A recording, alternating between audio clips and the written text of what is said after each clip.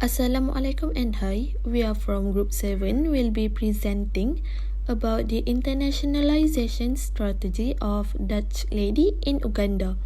My name is Nur Shamira Shafiqa bint Rahman and my number metric is A190163. I will start first this presentation with company background. Dutch Lady Milk Industry (DLMI) is a manufacturer of milk and dairy products in Malaysia, Singapore, Hong Kong, Brunei, Philippines and Vietnam since the 1960s. Dutch Lady Milk Industry (DLMI) is one of the several brands under the Netherlands-based Royal Friesland Campina. Netherlands-based Royal Friesland Campina is the largest dairy cooperative. The company is wholly owned by 18,261 farmers from the Netherlands, Germany, and Belgium.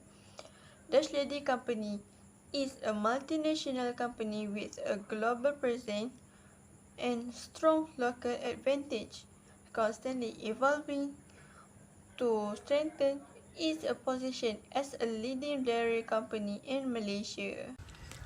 Uganda is located in Southeast Africa and has a land area of 241,000 square kilometers. This country is very popular with its volcanic hills, highlands, and even lakes. The highest mountain in Uganda is Ruwenzori Mountain with the highest peak of 5,094 meters. The population density of Uganda is 205.6 per square kilometer, with a total area of 241 and 40 kilometers squared. 24 million of its population are young people, 12,445,000 are males, and 12,262,000 are females. 23 million people are between the age of 15 and 64, and the remaining 1 million are above 64 years old. Furthermore, Uganda's top export market is the East African community. Coffees are the most exported goods, followed by beans, fish products, iron, oil, and even petroleum products. Assalamualaikum and hi, I am Nur Aina Kasdina bin Abdul Razak. My matrix number is A191143. There are 4 types of risk, which are country risk, currency risk, commercial risk, and cross-cultural risk. Firstly, country risk. Country risk in Uganda is quite high as this country was placed 144th out of 180 in 2020-21 Transparency International Corruption Perception Index. This country also has been blacklisted by the Financial Action Task Force. Hence, Uganda pledged to rectify its serious deficiency by May 2022. This issue made many investors decide to stop investing in this country due to higher rates of corruption. Next, the currency risk in Uganda is in perilous state. The value of the Uganda shilling is affected by frequent changes in the world prices of its main imports and exported goods. In May 2022, the Uganda shilling has lost 2.6% and 2.3% of its value relative to the US dollar. Therefore, it may seem like a bad idea for an investor to invest in this country as the value of its shillings keep on dropping day by day. Moreover, the commercial risk in this country is at stake as Uganda is dealing with double-digit inflation. Domestic inflation has reached double digits for the first time in a decade. Challenges began to emerge shortly after the economy was recuperating from the COVID-19 pandemic. And lastly, cross-cultural risk in Uganda is moderate. This is because Uganda has an estimated 44 languages, demonstrating the wide diversity of languages and dialects. But the official language in this country is English and Kishwali is the second official language. Ergo, there is no language barrier in this country. Hi, my name is Wan Adli Nadila binti Wan Nasru Hakim. My matrix number is A191132. I will be presenting about opportunities and threats in Uganda. Threats management discipline ensures that Threat assessment is an ongoing process whereby threats and mitigation measures are regularly reviewed and adjusted accordingly. This is a summary of the key and specific threats with which the company is confronted that could impact the realization of its strategic objectives and the measures designed to mitigate these threats. The first threat is process disruptions, disruption of critical operational business processes. The factors are threats concentration, which is sites capacity, suppliers, service and supply chain providers, limited alternative options and critical events. Threats acceptance is moderate. The company aims to limit the impact of unforeseen disruption on its business operations. For threat associated with critical event, the company accepts minor operational malfunction, provided this does not affect the continuity of business process. The mitigation measures is a calamity and contingency plan is in place and is reviewed regularly. Evaluation and development of alternative options are with other related parties, outsource and engagement program.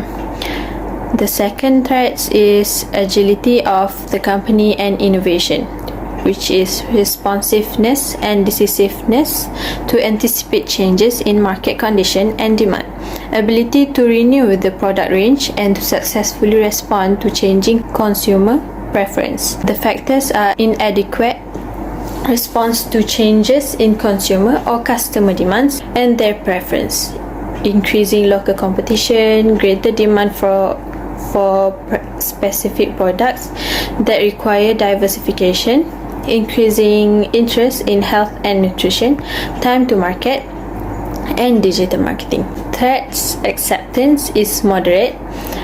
The company is prepared to accept a moderate level of threat as long as this does not endanger the company's strategic long-term goals and market brand reputation. The measures are programs for the analysis of consumer trends such as market research, focus groups, preference testing, and competitor modus operandi. Processes designed to manage the innovation funnel and product development strategies. Reinforce world-class operation management (WCOM) for supply chain activities and continuous improvement programs for other processes. Regular analysis of competitor development. And then product quality and food safety. Poor product quality or product contamination that causes health hazards for consumers. Production process problems that cause quality defect. Increasing communication speed through social media, deliberate spread of quality problems by third parties. The threats acceptance is the company maintains the highest quality food and food safety standards, which is insignificant. The measures are the company adhering to the RFC internal quality and food safety system with FOQs, quality program, and undergo periodic audit verification. Transparent management, reporting of quality trends and incidents throughout the organization. In-depth root cause analysis is performed to ensure any incident is thoroughly investigated and appropriate corrective actions implemented to prevent and eliminate future occurrence. And then reputation. Potential reputational loss due to incidents or changes in public opinion. The factors are increased importance of public opinion, media and publicity, social media and transparency of information, unfounded or fake news in the media, anti-corruption and anti-bribery, MACC Act 17A. The Threats acceptance is moderate because the company is prepared to accept a moderate level of threat as long as this does not endanger the company's strategic long-term goals. The measures are proactive involvement and communication with stakeholders, for example, governments and sector association, media and reputation tracking, repressive measures such as crisis management, training and testing. Financial and economic. Unfavorable development of the company's financial position. The factors are overall excess or shortage of cash, insufficient access to capital, interest rate, currency or commodity pricing risks, credit risk exposure, geopolitical issues, impact on local demand, price developments of raw material. The threats acceptance is moderate. The company is prepared to accept a moderate impact of external developments on its financial position. The mitigation measures are procedures for planning, budgeting, forecasting, and assessing business operation. Cash flow and working capital management, monitoring and analysis of economic developments, coordinated treasury and currency management.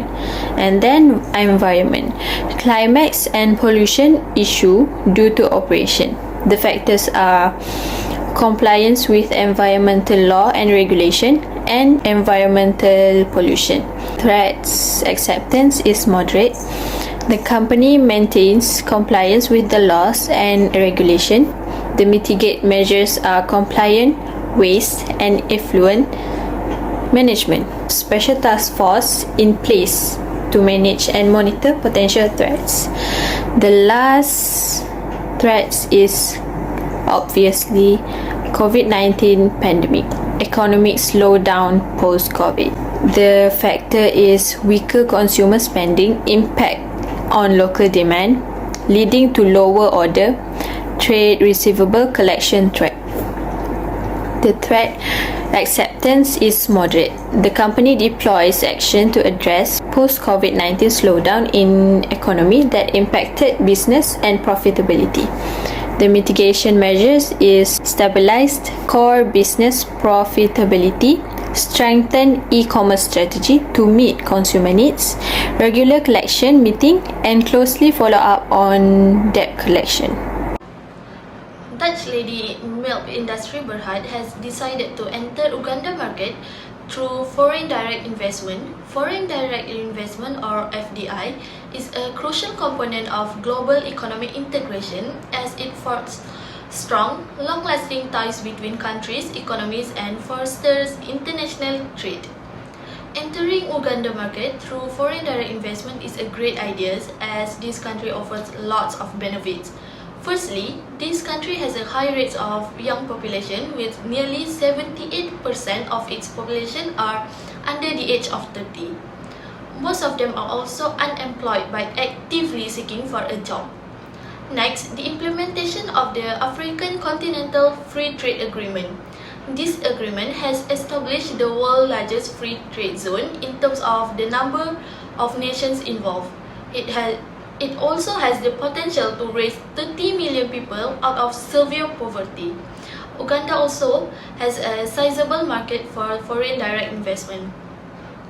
FDI will help a host country to improve its economic growth.